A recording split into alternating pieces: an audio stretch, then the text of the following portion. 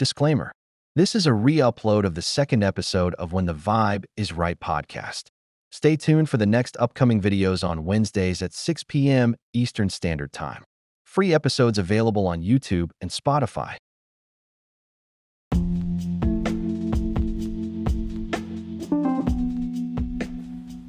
And once again, we are now live. Welcome to Whatever Podcast, and we all know that whatever stands for When the Vibe's Right. I'm your host, Marciana Ray, and we are back, and we are better than ever. It's a week later, and this is now episode 2. So how are you guys doing? Are you guys having a good day? Like, what's going on? So last week, I can't remember what day. I think it was the day after. I think it was like Wednesday. I posted on our Instagram page, and I asked you guys a question. A few of you guys had some good responses. I love that. Okay, so I asked you guys, are you ever misunderstood because of how you're raised? Referring to our last episode, and then I told you guys to tell about your experiences. And so some of you, I'm going to read some of the responses that you guys gave. All right, so I have all the responses now. It wasn't too many, but it was a good amount. It was about 10 responses, so I think we're pretty good. One of you said, yes, I never got to truly be a kid as a kid, so now when I act like one, for example, watching cartoons, people look at me like I'm crazy. Ain't nothing crazy about watching cartoons. I am a big fan of Barbie and Bratz. I do not care. And Monster High, throw them all to me, because look, one thing about me, I'm gonna make sure I get my daily dose of Barbie, Bratz, and Monster High, because I definitely have my childish moments as well. Another one of you said, growing up talking about how you felt wasn't an option. As an adult, it's hard expressing, especially to my parents. Yeah, I definitely understand that, because when you're suppressed, like when your voice is suppressed, growing up, it's like, you no longer can open up to people the way that you really want to. So I understand how that could be hard. Somebody said, my boyfriend doesn't let anyone do stuff for him because his mom forced him to fend for himself growing up. And she never encouraged him, so he always wants things to be perfect and feels like a failure when it's not. Ooh, that's interesting. That's very interesting. Him not getting the help that he wanted made him a perfectionist to get everything that he wanted done by himself. Okay, and somebody else said, I don't get close to people in fear that they'll reject me like my mom did. Oh, yikes, that's deep. And then somebody said, my dad hated my kid's dad and demanded abortion or implied to harm him when we were together. But for your dad to demand that you have an abortion just because he doesn't like your kid's dad, he's bold. So me and him ran away and had our sons, as y'all should. Now our grown kids always wonder why we're so overprotective. Oh, that makes a lot of sense. So that made y'all become overprotective. One person said, my brother was the favorite. Now everyone wonders why I'm quiet or never show to family gatherings. Yeah, it'd be like that. It'd be like that when you're the one that, I'm not going to say was forgotten, but for lack of a better term, when you were the one that got less attention, it does do something to you. I am very glad that you guys shared. If you guys ever want to be part of discussions like this, you guys can go ahead and follow the Instagram. The Instagram is whatever.podcast. And then the Twitter page is whatever_podcast. So if you guys ever want to be a part of daily discussion, the messages, the inboxes are always free. I'll try to get back to you guys as soon as I can. All right, so now we are going to talk about the topic of forgiveness. How does forgiveness look? And how much time does it take? Of course, that's not a question that we can all answer. It's no specific time for forgiveness, and there's no specific way that it's supposed to look. And if it is a specific way, then please let me know. Please enlighten me, because I don't know. It's not the same for everybody, and it doesn't look the same for everybody either. Of course, it's very hard sometimes to forgive people. It ultimately depends. A few days ago, I happened to post on the Instagram page as well. I posted 3 different quotes. The first one was, "There's nothing more classy or powerful than showing forgiveness and grace to someone who does not deserve it." Now that brings us to the question, how do we forgive people who don't deserve it? This one is a hard one for me because I am still in the situation. So, of course, you guys know, because I've opened up about it, especially on the last episode. When I was younger, things did not sit right with me, and it kind of made me grow to be the person that I am now. There are a lot of people that caused me a lot of trauma that I had to learn to forgive. And I'm not even going to sit here and act like I've already forgiven them, because it's not that easy for some of them. And we can't put a generalized meaning on forgiveness because it doesn't look the same for everybody. Depending on the situation, it could be easier or harder, just like we just explained. For me, for example, I was just talking to my sister about this. There is somebody in my life who, growing up, they helped my life get worse. It created a lot of trauma with me. We're not going to get into detail with that, but it's like this person in my life caused a lot of trauma, and I was recently told that this person asked about me and asked how I was and, asked about my living situation and everything. And I was like, oh, I didn't even know that they knew anything about me moving out. My sister told me, yeah, they were just asking about you and that they were proud of you. And I eventually told my sister, I'm happy that this person is proud of me, but at the same time, that's a person that I already told myself I am only going to love from afar, because I no longer want to put myself in the position of getting hurt by that person.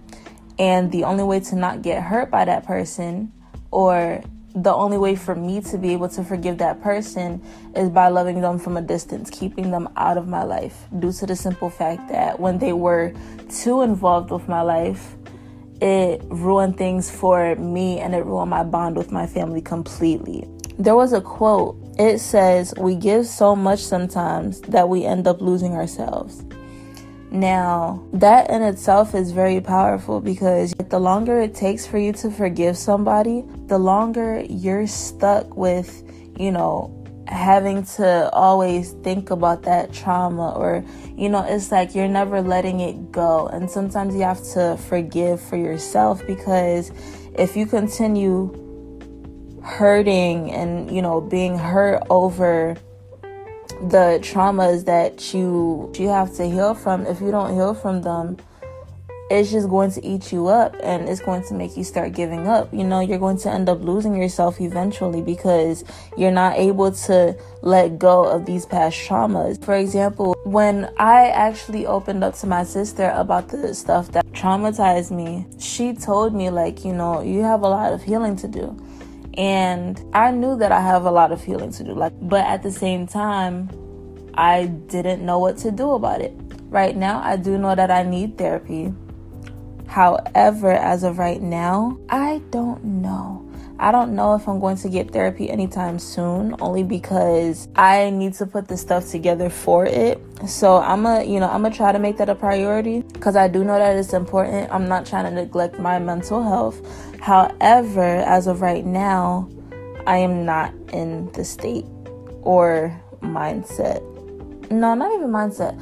I'm just not prepared right now. I would have to take time to, actually prepare for it and everything, because jumping into it, if it's the wrong time, it could end up going worse than any of us have planned. Like I was saying, though, anytime this person would be brought up in, discussions, I would end up kind of getting quiet and kind of just, retracting myself from the conversation, because I knew that I wouldn't have anything positive to say, and it's not to say that this person was a horrible person or anything, but it's just that I can't think of the good when it came to me, nothing good was said about me in the past, so it's like I had to realize myself that, staying upset, it wastes a lot of time, and it stops you from living life the way that you should in order to enjoy it. The more you grasp onto something hurtful that somebody did to you, the longer it'll take to realize the bigger picture and understand who we are, Never discourage anyone who continually makes progress, no matter how slow. So now, for example, when I was in middle school, right, I was always constantly bullied by my teacher. I'm not going to get fully into detail about it. However, I said this to make this point specifically.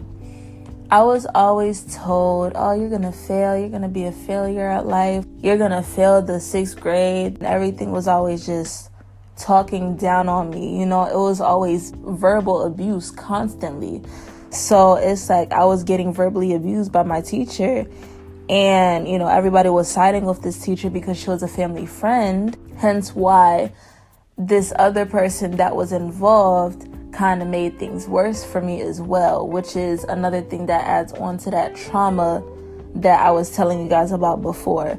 So I was getting verbally abused, and nobody was taking my side because nobody understood the extent that it was at. I was at this point where I was being called out of my name, basically. Look, regardless, she was calling me out of my name and she was disrespecting me a lot. And I just had to sit there and bear with it because nobody understood me. And at that point of time, like, my family completely shunned me. My mom was upset because I wasn't getting good grades. My oldest sister was off at college, but she was only told what my mom and this other person had said to her, which was that I wasn't doing my work and that I was just lying constantly. They were going and telling everybody that I was just a pathological liar, basically. So that's how everybody dealt with me. So my sister, she was thinking, well, if you're not doing your homework, don't talk to me until you get your grades up.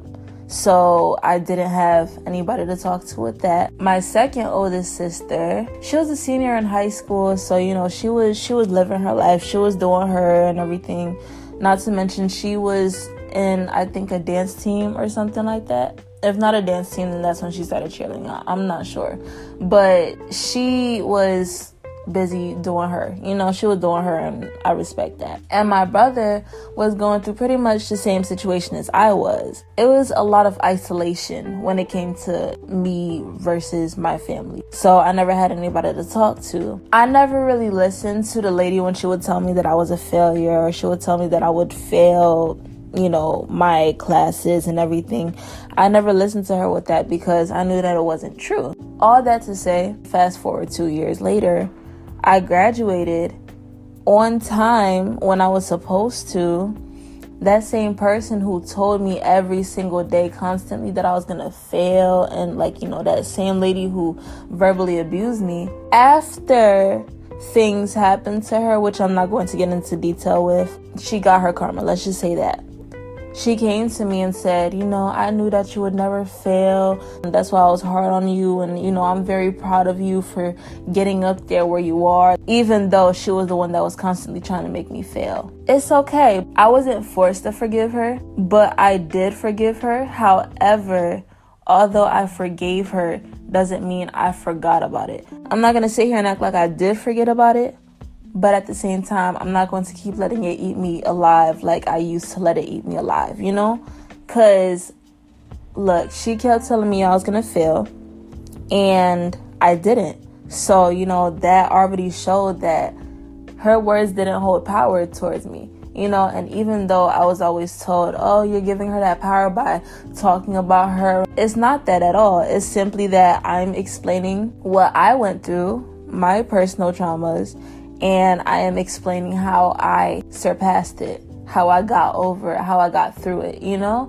So again, yes, I did forgive that lady because, again, she ended up going through whatever she ended up going through. So I'm not going to say she got what she deserved because I'm not the one to judge. But it's like, at the same time, she is going through, or went through, her own life battles. It gave me time to actually think and, you know, just say, look, regardless, I'm never going to see her again. I got through it. Even though it took me a while, everybody grows at their own pace. So it's unreasonable to make one person change at a pace that you want them to. Even though I graduated 8th grade and then I went directly to high school, I did not go to college. I'm not going to say that I will never go to college because I do plan on going back. However, I'm not financially set the way that I want to be yet. So I want to wait until I'm financially set, only because I just personally don't want to take out student loans. I don't want to have to owe the government anything. Honestly, I really don't want to have to owe them anything. And that's the only thing that's really holding me back, which is why I'm trying to get myself together and, get myself on point. I'm trying to be consistent with everything that I'm trying to do so that, I'll eventually make that money to be able to go back to school and also know exactly what I want to do. So there's a podcast that I also listen to on Spotify called Chosen Child Podcast.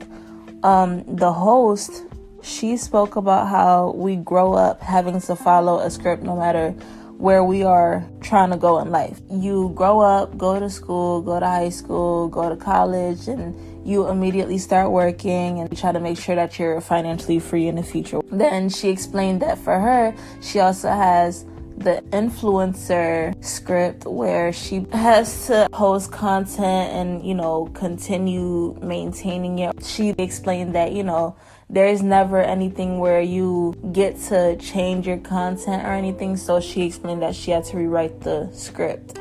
And there was one thing where she also said, it's not a race, it's a marathon. That's one thing that stood out to me. But like I said before, I do want to go back to college. However, during the times that I had my mindset that I wouldn't be in school at the moment, I dealt with a lot of pressure because my mom, of course, being a mother, she wanted me to go to school. She wanted me to do everything consistently. She wanted me to follow that script specifically.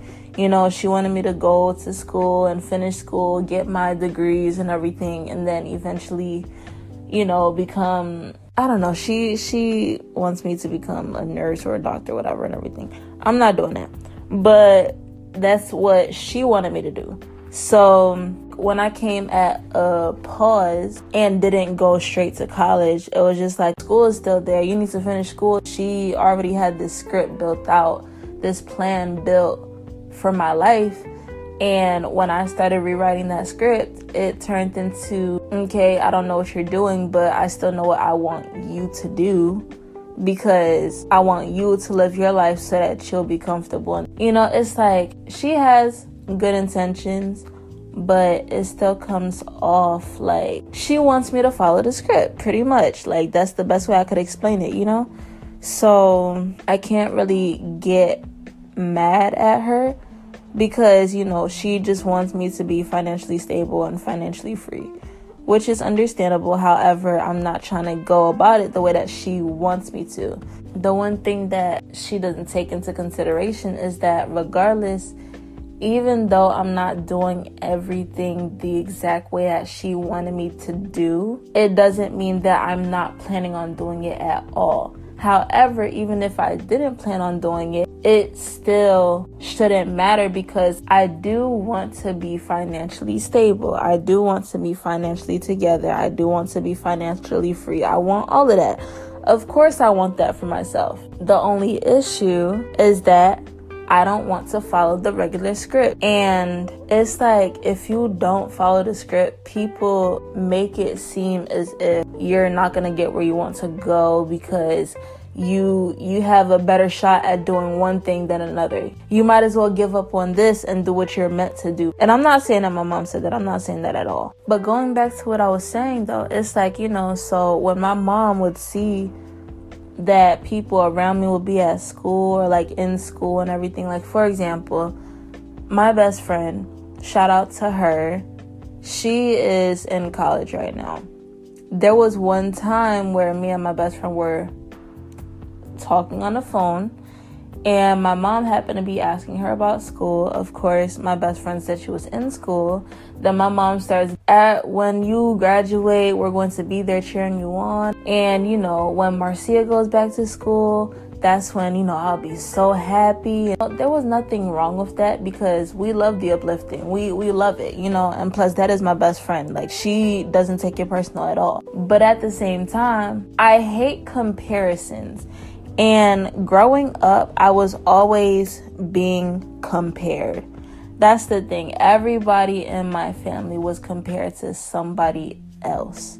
It's like anytime we had friends, if they were like further than us, then it's like oh, well, this person's in school. Why aren't you in school? Or this person's doing this. Why aren't you doing this? The more you get discouraged, the more you're going to want to stray away from that specific thing. Like, there was a point in time where I didn't want to be in school. Like, I was just telling, I would just say, I don't want to be in school. I don't want to be in school. Not to mention, I already went through a lot. Like, my school years have always been traumatizing. So the only years that weren't traumatizing for me was 9th and 10th grade. Pre-K and kindergarten, great. First grade, great. Second grade, that's when the first teacher from 6th grade first started tormenting me. She used to pick on me because I wore glasses. Nobody really knows this, but I wear glasses.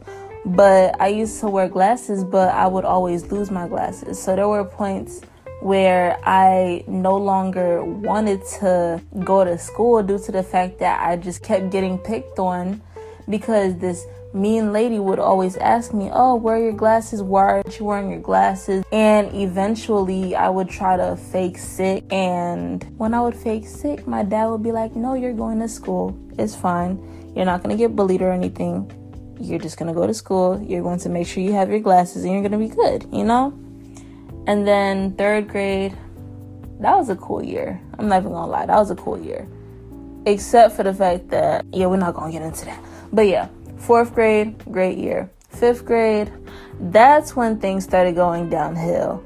Even though it wasn't horrible, it was still kind of bad. I'm not going to lie. But we're going to get into that later on.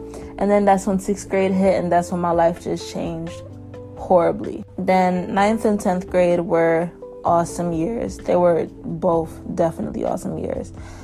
11th and 12th grade, hated both. Well, I hated 11th grade. 12th grade was just, it was whatever, honestly. It was what I made out of it. And I used to leave early because the senior let out and everything. So everything was fine, honestly.